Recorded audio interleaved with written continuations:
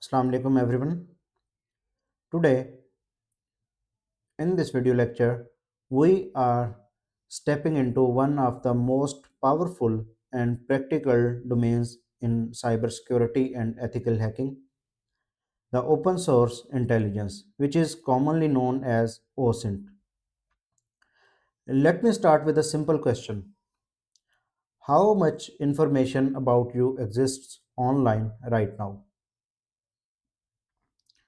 You can think about every possible platform which contains your information, and that information is publicly accessible and available. It can be your social media, it can be your email, your location history, and maybe your passwords which were exposed in a data breach. And all of this is part of what we call open source intelligence. Now, here is the interesting part: this information is not hacked. It is not stolen using some complicated malware, but it is already available, it is publicly available, and it is just waiting to be discovered.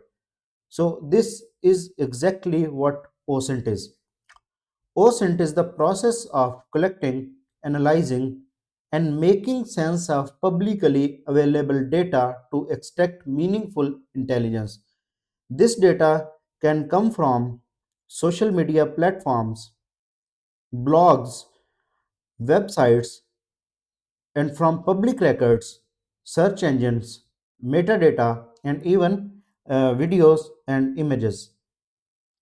And in cybersecurity or ethical hacking, OSINT plays a critical role. OSINT is actually a critical part of reconnaissance before an attack, social engineering, digital investigations, and threat intelligence. But you need to remember one thing: OSINT is a double edged sword. A cybersecurity professional uses OSINT to protect systems and investigate threats, while on the other side, an attacker uses the same techniques to exploit weaknesses and gather sensitive information. So, in this video lecture, we are not just learning tools and techniques, but we are learning how information flows, how it can be extracted, and how it can be used responsibly and ethically. This is the first lecture of the of a complete series on almost every tool which is being used to gather information, and now I am giving you a technical introduction to what OSINT is and what kind of tools and techniques we can use to gather information from different domains and why OSINT is important. So, OSINT is important because it is used for ethical hacking, reconnaissance, and pen testing. And it is the crucial first step in understanding a target's digital footprint. A digital footprint is a kind of a remnant which each activity by using the digital media leaves behind. So helps it also helps security experts to identify vulnerabilities before attacker do. And this is the most critical part of the certified ethical hacking activity, because the purpose and objective of a certified ethical hacking is to make systems and security more advanced and more robust. So, by understanding what information is publicly available, defenders can mitigate risks. So, it is also utilized by cybersecurity professionals, law enforcement, and threat hunters. Its applications are broad, ranging from identifying potential threats to gathering evidence. So, it can also be used for corporate security, fraud detection, threat intelligence, and businesses use OSINT to protect their assets and understand potential risks. Now, let's move towards the techniques and tools. And first of all, we need to categorize the OSINT. OSINT is basically categorized in two prominent categories. The first one is passive OSINT. In passive OSINT, we collect information without interacting with the target. So this means the target is unlikely to know you are gathering information. You can use secondary or tertiary sources to get information about the target. So it is just like you are stalking someone on social media. So there are many tools which are available for passive OSINT, the search engines, WHOIS lookups, metadata analysis, social media profiling, and DNS lookups. So DNS is basically used for mapping between IP addresses and human readable names. So now we'll go towards the active OSINT. Active OSINT basically engages with the target and potentially leaving logs or altering them to your activity. It is just like knocking someone's door, because when you knock someone's door, they get to know that someone has reached at our door. So this requires more caution and planning. So they must not know that who are you and what is your objective. So in the active OSINT, scanning is the first part. So you can do port scanning, you can also do DNS enumeration. It is basically more advanced than the DNS lookup, which was the part of passive OSINT, and it is more intrusive method. And the other thing is social engineering, like directly interacting with the target, and vulnerability scanning. Sometimes it is considered active depending on the level. So now let's move further. Now we will read about the, actually we will use the OSINT tools to get the information. And I will tell you that what kind of information we can get from a specific tool. So the first tool we are going to learn about is the WHOIS lookup. WHOIS lookup, basically this tool retrieves the registration details of a domain name, and this can also reveal the owner's name, contact information, and registration dates. So WHOIS lookup is essential for understanding the ownership and the history of a domain, and it is very important thing to know. So most operating system have a built-in WHOIS command.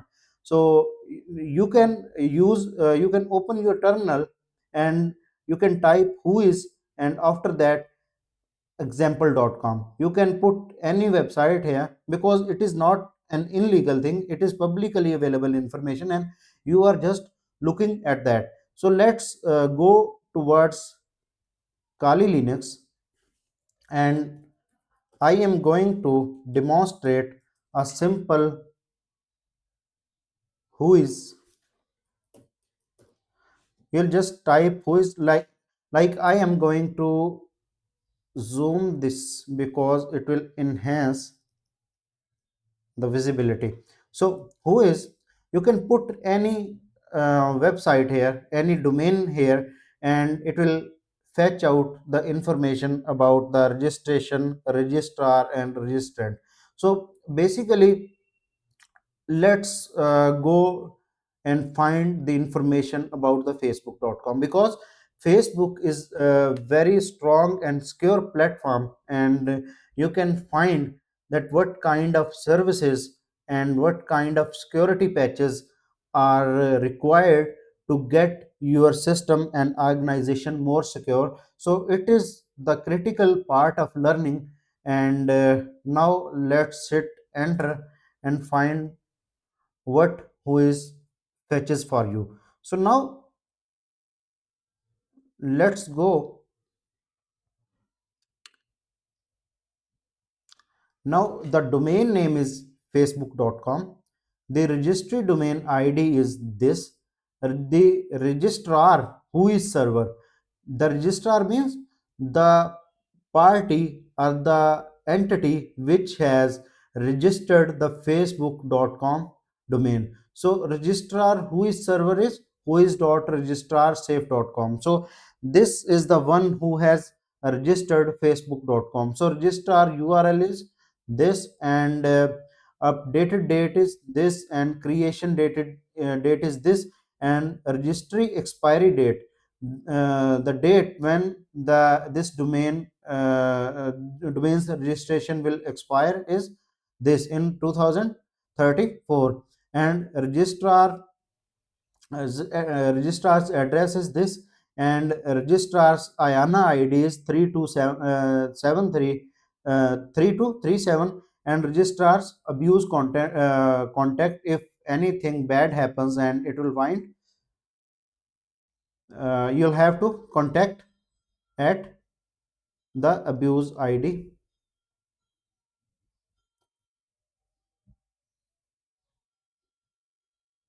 Where it has gone? Registrar Ayana domain status. I have lost, I think.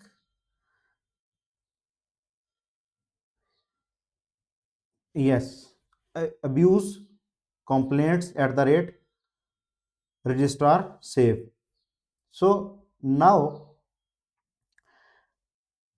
let's find the information about the registrant, which was the client. So now it is the information about the client party.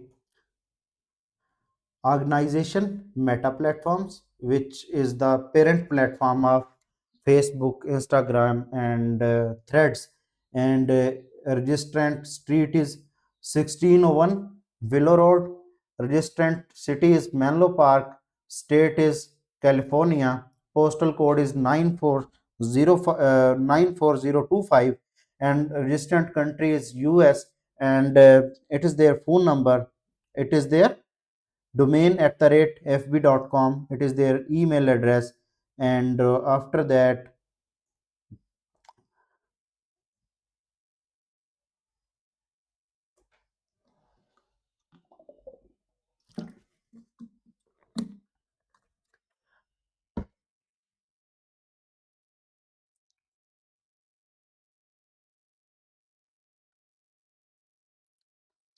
these are their name servers. So a dot name server dot facebook dot com, and b dot name server dot facebook dot com, c dot name server dot facebook dot com.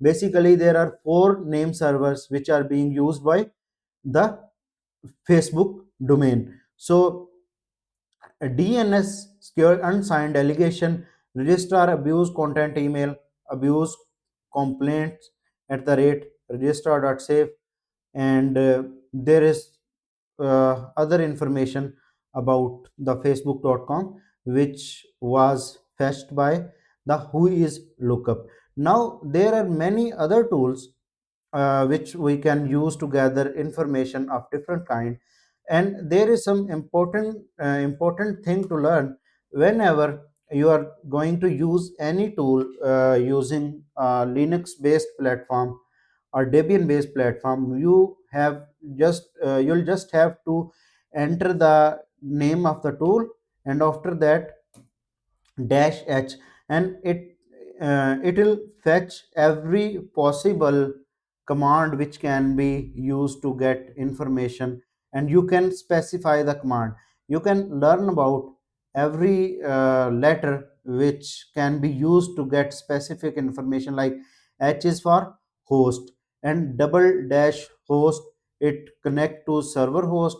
P is for port number, so it will connect to specific port, and I'll query whois.ayana.organization and follow its referral. And capital H is for hide legal disclaimers, and double dash H is verbose. It will get explained information and explain what is being done, and double dash no recursion mean disable recursion from registry. So you can find many of the letters and their specific output, which can be fetched using the WHOIS. So capital G is for turn of grouping of associated objects, and D for return DNS reverse delegation objects to. So I, small I, is for do an inverse lookup for specified attributes, and capital T is for type, only look for objects of type. Type is basically DNS specific field. So capital K is for only primary keys are returned, and small r is for turn of recursive lookups for contact information. Capital R is for force to show local copy of the domain object, and small a is for if it contains referral. Also search for all mirror data.